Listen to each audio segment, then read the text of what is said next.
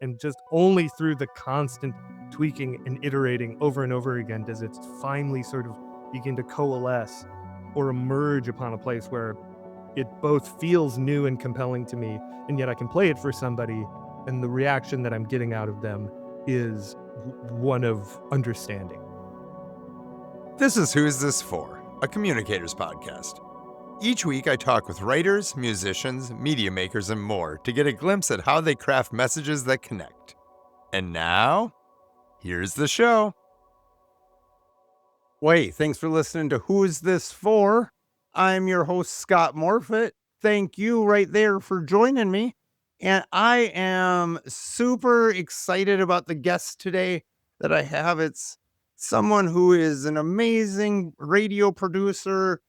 Like I can say, as someone who tinkers with radio, this is someone who is light years beyond me in production and does amazing work. It's a musician, storyteller, multi-dimensional storyteller too. And we'll talk a little bit about some web stuff a little bit later, that they've done some stuff I did a deep dive in today and geeked out on. But I'm glad to welcome to Who's This For? Simon Adler. That is the most generous and warm introduction I think I've ever received. So thank you, Scott. It's good to be here.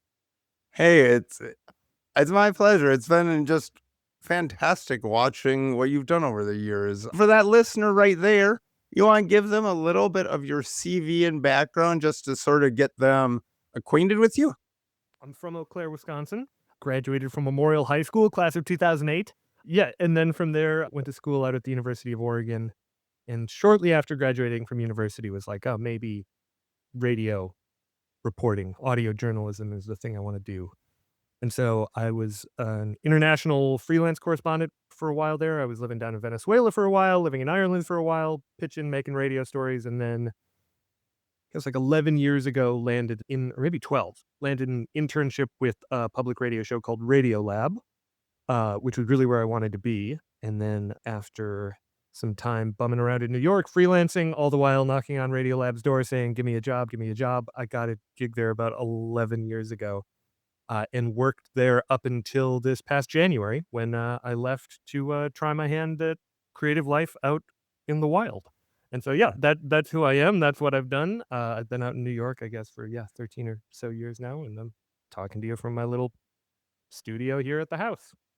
Nice. Thank you for that summation. And that's a great career journey. I definitely want to talk about Radiolab a little bit down the road because like that is such an interesting radio program. I mean, it's about science and thought, but it's also so much steeped in the production, the Radiolab in there. The lab is like the studio, not necessarily like the science lab. Again, I know you know this, and I'm guessing the average listener knows this. I just wanted to throw that out there. It's great to be talking with you, and I'm obviously admire that show among other things you've done. Actually, a fan of the show sent in some background info and asked me to ask you a question about a band that you had way back in the I guess I'll say late 2000s. Years are tough. You want to say early 2000s, but no, it was like 2008 or 9 or so.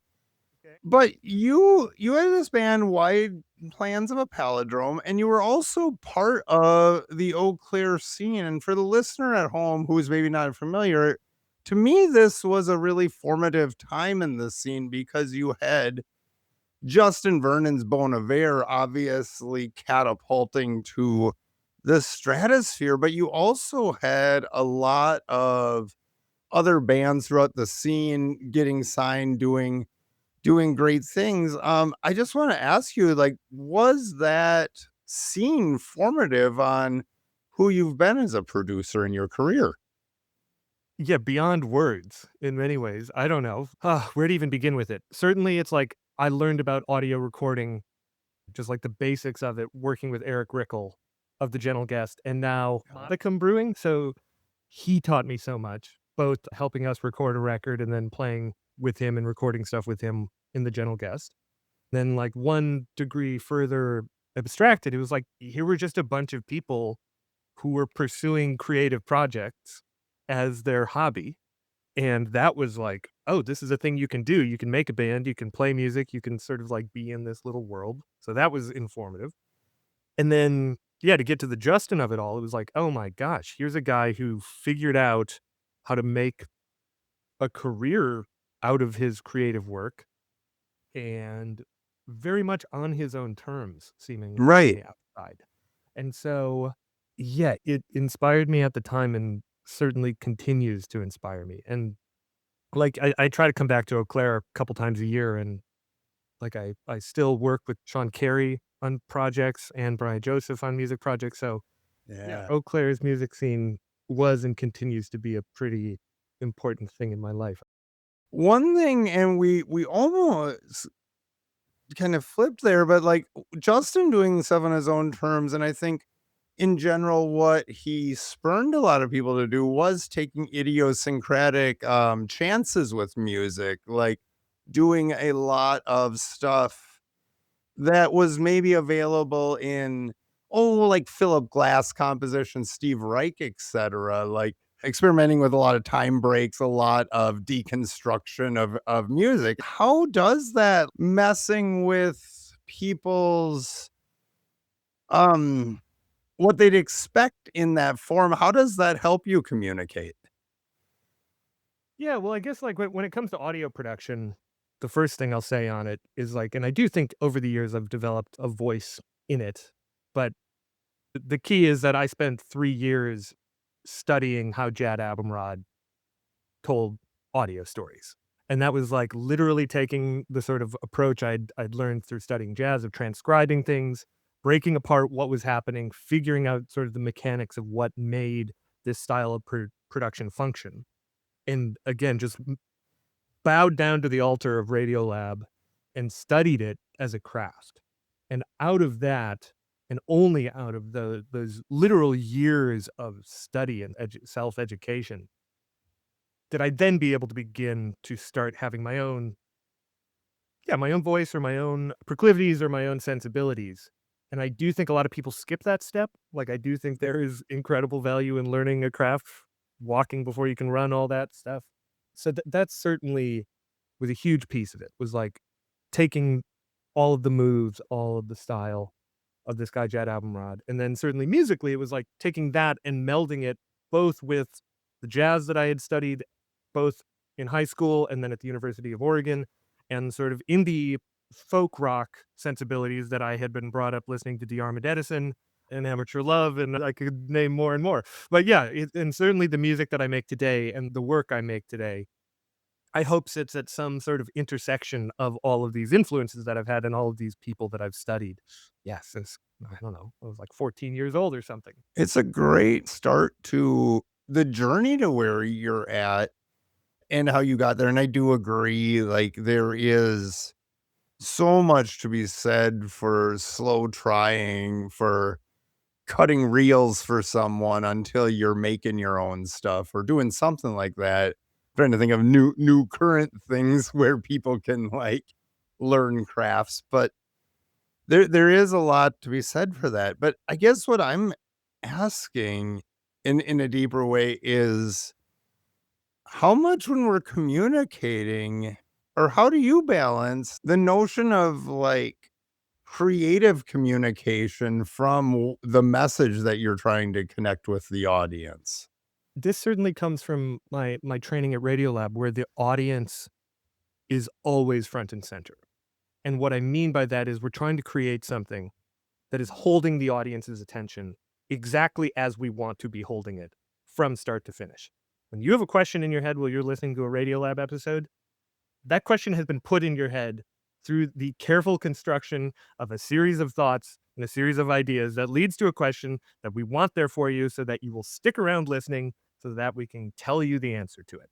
So, on the one hand, yeah, I see the tension you're pointing at here. It's like, because I am always thinking about whether what I'm making is communicating the idea that I want. And yet I simultaneously am trying to push the form in interesting ways that are novel and new. And so Yeah. how do you tell something clearly in a new way Boy, I don't know. I like for me, it's all iteration. It's like you start in a place where you have the beginnings of an idea that you want to communicate, and you have a set of approaches that you want to try, and then you make that version of it, and it's like, well, this neither sounds the way I want it to sound, nor does it communicate what I want it to communicate. Okay, we can tweak one of the two dials here. We can try to tell it in a new way, or we can try to say something different. And just only through the constant tweaking and iterating over and over again does it finally sort of begin to coalesce or emerge upon a place where it both feels new and compelling to me, and yet I can play it for somebody,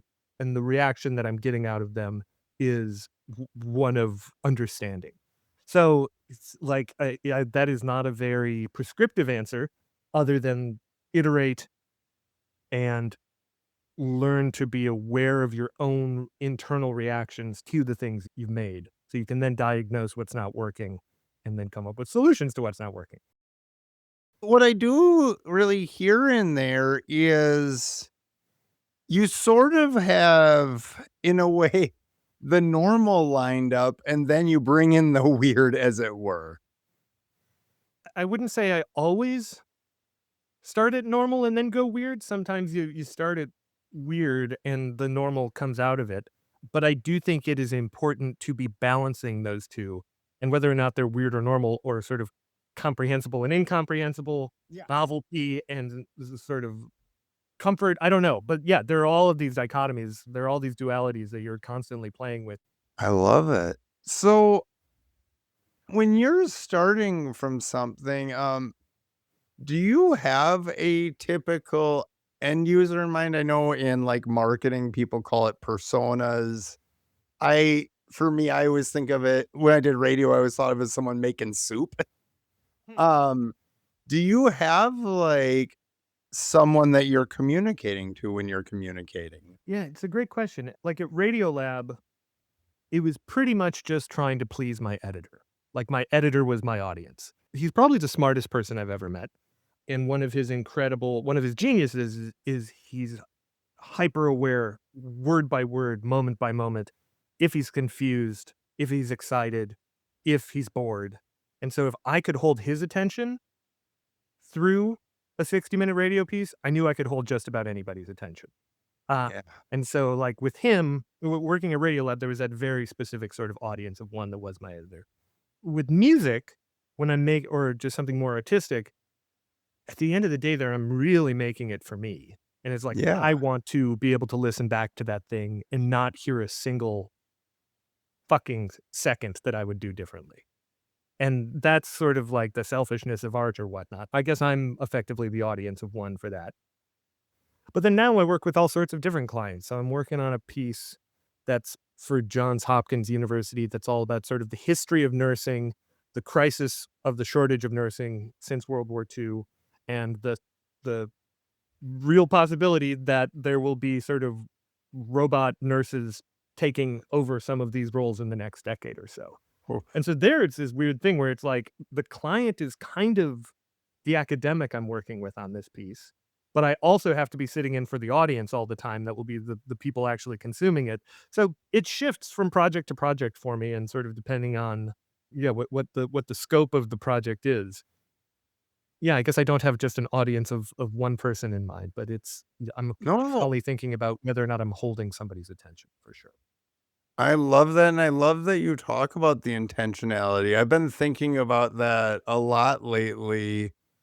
In my life, it's becoming something to how hard do I try on projects? Not that I slough on some, but it is like, who's the end user? What's the end goal? What am I what am I trying to accomplish? And I do love that you also talked about making stuff just for you, because I do that too. Like when I'm playing keyboards, I doubt anyone's ever gonna hear it, but it's some amazing stuff for me. And so yeah, I think there is that big though intentionality piece to it that I'm really liking that I'm hearing. For this John Hopkins piece, just because I'm wondering right now, is this gonna be more of like a narrative style where it goes through the eras, or is it like an interview style podcast? What is that one about? So basically, it's like the remit I was given was we want to do something about the crisis in nursing, the shortage. We want to think about robots taking over those jobs. And here's a bunch of interview tape with nurses from 2024 and go. And so I pitched them a bunch of ideas. And what we ended up landing on is what you're listening to is ostensibly a sci-fi radio drama Ooh. stylized as if it's the 1950s, but taking place in 2070. So you're listening to this fake documentary from 2070, looking back on the history of nursing and how, again, from the point of view of the satirical narrator, like what a wonderful thing that we've gotten rid of all of these nurses and replaced them with robots. And so, yeah, it's pretty out there, and it's pretty amazing that that they had the appetite to make such a boundary pushing thing. But again, like, this is the fun of being alive and making things, is that Right. get to try new things and push things into new spaces. So that's generally what it is. I'm so intrigued by what you do in some of your solo stuff because there's some, like, mental positioning in there, there's some writing, like, neural pathways, there's music. What do you bring together when you're making that stuff? Where does that kinda creativity come from, for your solo? Yeah, it's not really solo. It's me and a buddy, Alex Overington, who I met through my time at WNYC. So it's called Windstar Enterprises, and the conceit of Windstar Enterprises, at least in its first iteration, is that it is a self-help company from somewhere between 1980 and 2040 that is here to help you free yourself from the difficulties of life by reprogramming your memories. And the first record itself then is the sort of introductory audio material to prepare you for your memory reprogramming sessions. And yeah, totally fair question. Where the hell did this all come from? It really started with I just got really into cassette tapes about, I guess it's 8 years ago now, and specifically I got into self help cassette tapes. And I didn't get into them from a like I want to improve myself, but more from a sort of anthropological space of okay, I make podcasts for a living, where people are listening to a podcast to learn something or to maybe better themselves in some way, shape, or form. Here are the original guys who were doing this. They were doing this on tape back in the 70s and 80s. So I want to listen to these and sort of see what these guys are up to. And what I started digitizing these tapes, started playing with them a little bit, and over the process of digitizing, cutting them up, reordering things, I started to realize that like, oh, I can play with all of the tools that I learned making Radiolab, but I can do so unbridled by the sort of journalistic ethics or the necessity to be telling the truth. And as Yeah. I was doing that more and more, it became interesting. It's like, oh, the process that I'm going through here of taking information, cutting it up, reordering it, recontextualizing it, making it say things that it never said before. I want that idea to not only be present in the craft of what I'm doing, but in the sort of general idea of what this project is as well. And so out of that came this idea of, okay, what if you could just take your memories, cut them up, reorder them, and just recontextualize them, make new meaning out of them? Wouldn't that be sort of an interesting self-help conceit? And so, yeah, from there, uh, it was just playing around and iterating, eventually recording a bunch of stuff. It was a lot of like building stuff out of samples and then recreating those samples, both for legal reasons and for aesthetic reasons. Hopefully, be building this sort of hall of mirrors where you never, while you're listening to it, you, in fact, as the listener, don't know what is authentic, what is synthesized, in the way that I think more and more as we live in the 21st century, none of us know what is authentic and what is synthesized. So that's sort of the spirit of the project in a couple sentences, I suppose. I love that, and, there is a tonal disconnect between what's real, and that's huge right now. I mean, for Windstar, I did love it 'cause I was trying to make sense of what was real as I was going through it, Good. down to it being, like, the UI of the website being a very classic Mac interface, which I thought Oh, was delightful. A website with windows I could move. That was really fun. My thought was, like, how do you not like, how do you perceive reality? How do you ascertain what's reality anymore? But what do you think that, like, potentially dystopic notion that we have a mediated reality? Do you see a dystopia like that coming down? I remember very clearly, it was maybe 5 months ago, the first fully AI generated video that I came across. And it was, many people may have seen it. It was a series of different breeds of dogs jumping off a diving board and doing these incredible aerial acrobatics before landing in the water perfect. And it was totally unbelievable. Totally unbelievable. Both that is like, how on earth did they make this thing? Number one. And number two, it's like, this is totally a constructed thing. And yet I was cackling laughing. I'm like, this is very funny. And I caught myself laughing, thinking like, oh shit.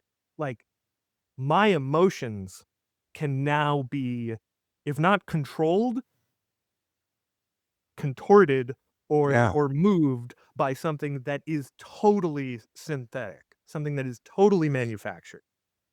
And it's like, once you can do that, once you can, with a few keystrokes, create something that makes somebody feel something, and once you're able to then wed that to something like targeted advertising, you then have the ability to en masse change people's feelings in particular ways to drive them to want or not want, or believe in or not believe in various things.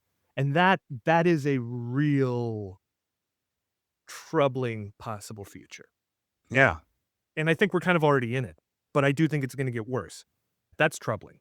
My hopeful take, though, is, yeah, I think it was just last week. I was at the deli around the corner from my place here in Brooklyn, and I was at an ATM taking out cash, and just down the aisle was a gentleman who clearly was not doing super well.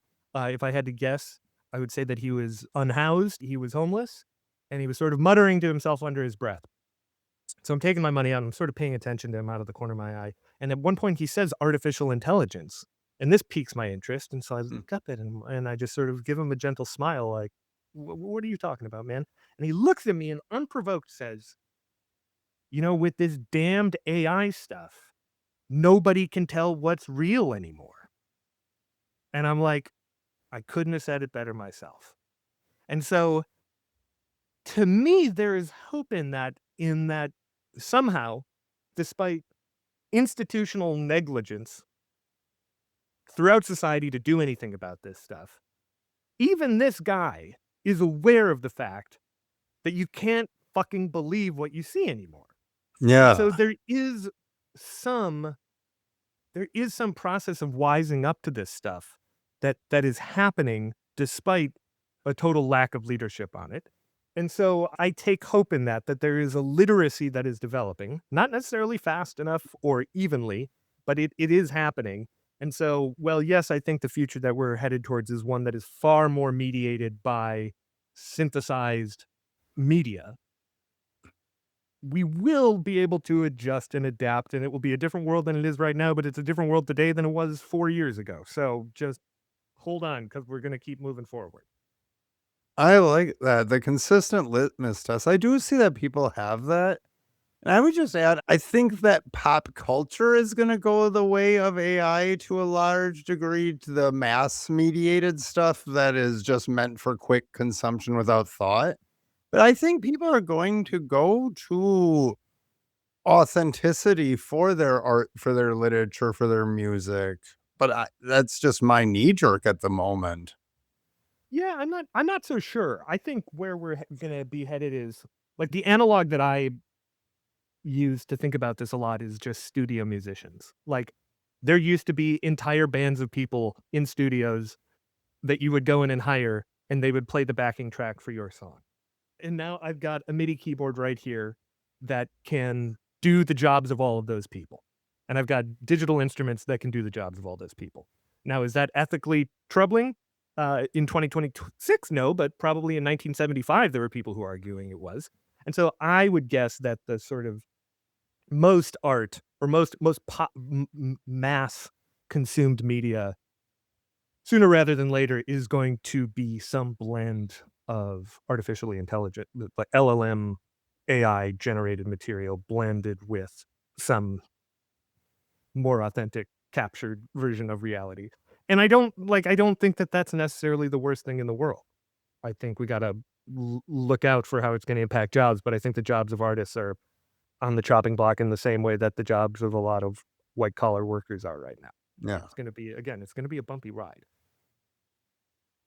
Yeah, I agree. I see a like slight glimmer of hope though that I hope that at least there is some real creativity and space for that. I guess the monetization will probably change, and I mean, I've definitely seen a lot of models where it changes. I mean, I too work for like clients in the medical field and stuff because like that's been some really gratifying work, but also the idea of working for a media outlet at this point is just I don't see it anymore. So I suppose there is that balance. I guess my hope is that we're going beyond like network mediated communication being the top. And I mean, obviously we've been doing that for years. That's why like YouTube exists. But like I do hope that there's a better space for creators that isn't just like paying for it, having your space of the algorithm. I hear you there. And yeah, like the promise of the internet, right, was that it was going to democratize distribution and access, and everybody would be able, good stuff would rise to the top. That was the promise, unmediated by gatekeepers. And of course, capitalism being what it is, somebody figured out how to wrangle that network in a way that allowed them to make money. And what that did was it just created a new set of gatekeepers and a new set of structures that decided who and what would rise to the top. And yeah, I don't know if we'll get past that. But Yeah. uh, I don't think that means people shouldn't be making stuff that they want to make. That's the other thing. One of the things, I don't know if this rings true for you, but like for me in my formative learning years, I was always so surprised when, like, I was, especially in college, like when I was in college classes and people are like, okay, well, I need a client to like learn how to make ads or learn how to do graphic design. I'm like, no, you can just like open Illustrator as it turns out and make something imaginary and just do it for no reason until you get better at it. It is one of my 2 pieces of advice that I give people is, like, just start making stuff. Like, when I have conversations with people who are young getting into audio or wanna get into radio journalism, it's just like, you have a microphone on your phone that is pretty darn good. You have access to audio editors for free that are pretty darn good. You should be starting making things and seeing, A, if you actually enjoy doing this, but you're gonna learn so much more and so much quicker if you're doing it from a place of just curiosity. And it's certainly what I did. Like, I had no business being a radio journalist, and yet I moved down to Caracas and just started pitching places. Like, Yeah. literally set up a blog, started making stuff and posting it on there, and then pitching editors all over the world being like, "Hey, I'm doing this for free right now. You can look at the stuff I'm making. If you wanna pay me to do it, I'd happily do it for you." And within a month, I had been picked up. So, yeah, I totally believe making stuff just for your own sake is really, even if it's in service of accomplishing something larger, starting from that place of curiously making stuff is the best place to start. Yeah. So, what is piquing your interest these days as you're tinkering around with things? Yeah, a couple things. So I've been working on the second Windstar record now for, I think we're 2 years into working on it, and the general, what we've landed on is the conceit is that if the first record was Windstar as a 1980s self-help company, the second record is Windstar Enterprises as an early to mid 90s tech company. Okay. And so both what that means is the, like, visual aesthetic moves forward about 10 years in time. The sonic sort of landscape does as well. And then the material that I'm playing with is all, yeah, sort of tracing the history of computation, of electronic and digital computing, starting with the detonation of the first atomic bomb, and then bringing it up to, again, because within the world of the project, it only goes to like 1995, up to 1995, when there was all this optimism about computing and sort of what it would bring to us. So, yeah, hopefully it draws a contrast between our optimistic days 30 years ago and our sort of dystopic fears today, and maybe we'll learn something about both through the process. I don't know. It's still being figured out, but those are the pastels I'm playing with. Oh, pastels is a great a great word because I was gonna ask you, are you doing neon 90s or grunge 90s? We're doing more. The genre is, or excuse me, the aesthetic is called utopian scholastic. Imagine a book fair in 1994, like that. That is what we're doing. So check it, and it's like apparently a. I stumbled across it years ago, but yeah, just Google utopian scholastic. Lots of clip art, bright colors, educational. Yeah, it's pretty fun. Awesome. Well, now I'll be excited to buy my next choose your own adventure book from that. Yeah, yeah, yeah. That's about what I was doing at book fairs in 94, more or less. Yeah, I Oh, would wow. I Spy books. That would be my Ooh. my touchstone there. It was Because lovely. It the was so exciting when it was the book fair week, and you'd get to go down with your whole class. So yeah, it was lovely. Oh, yeah, like, I have always been a lover of libraries, but there was something about getting to do some book commerce at school that really just got me, so bravo whoever was in charge of scholastic marketing for a few Oh, decades. totally. Yeah, yeah. Well done. I'll have to find out who that was and shoot them a thank you email. Yeah. Let me co-sign that with you if you would. Yeah. For sure. If you're interested in anything I've discussed, winstarsolutions.com is the place to go, or Windstar Enterprises, our Bandcamp. Yeah, I would say that is like the purest encapsulation of who I am in one creative object. Yeah, that's what I'd recommend. Amazing. And then I've learned that this next question's the best question ever. Do you have anything else you'd like to add? That is a great question. It always works. It's always that gold mine. Yeah, no, it's good. It's good. No, I do want to ask you, in whether you use it or not. Yeah, what do you think was unique about the Eau Claire music scene in the late aught? Sure. So just to get, I don't know, I moved to Eau Claire in 2006, after having sort of my music formation being the uptown Minneapolis scene of 00 through '06.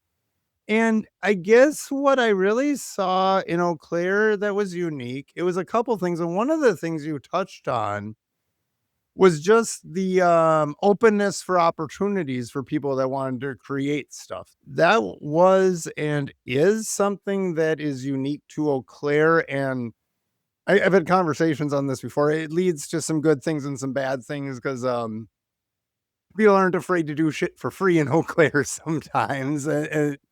But I think what I saw specifically that time was people really